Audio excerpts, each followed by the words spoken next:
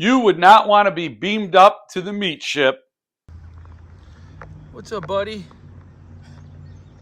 Wow. Hello, I touch you. Ooh, careful. Oh. Okay. Dude. Hey, friends, welcome back to the channel. Rapture Publishing is amazing. Mitch over there has been doing some chapbooks. Have you heard of Rapture Publishing? Or maybe I haven't been doing my job enough. And he's just rolling with this line of chapbooks. I don't know what he's doing, if he has some sort of a time machine or whatever, but he keeps cranking them out, and they're awesome. They're all beautifully bespoke reading experiences. You get these chapbooks, and they feel very intimate and personal. They're big. I mean, there's a big, tall drink of water. They're all the same size. And you could probably credit Stephen Dwayne Elson Jr. for putting the heat on Mitch to make sure they are all the same size, because he didn't want Witch Tree, the first Rapture Publishing chapbook, was not as big, which is fine. That's fine.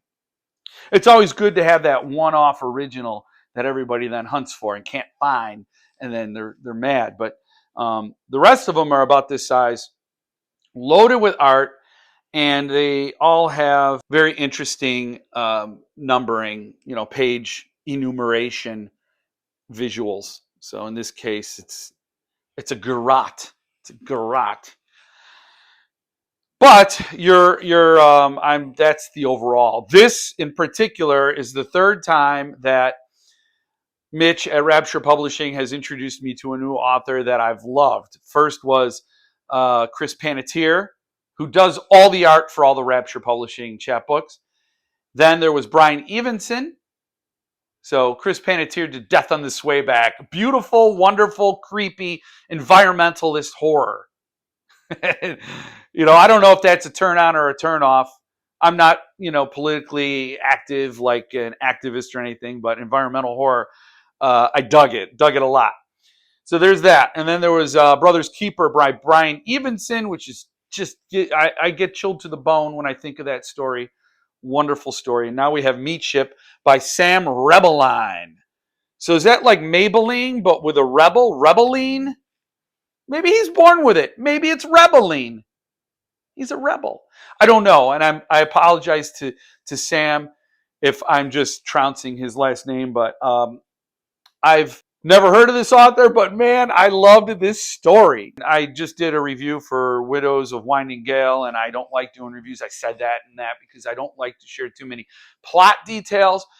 So I'm going to tell you if I like the story. Yes, I give it a 5-star read. 5-star.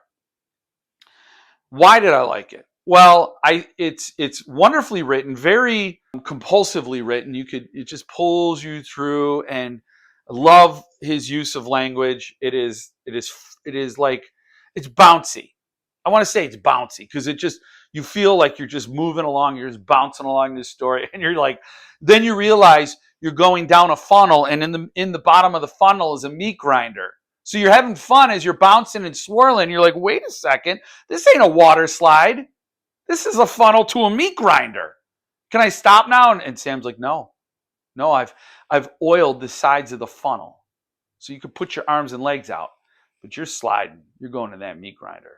And it just ain't nothing you can do about it. So that's how the writing is. But there's also the story has a point. It has a point it's trying to make, and it's not subtle about it. And I loved it. I love the point. I love the story, the theme, if you will, and the twists. Like there are a few twists. They're not expected at all. You're not going to see them coming. They're just going to come at you up out of the dark, out of the stink, and they're going to grab you by your neck.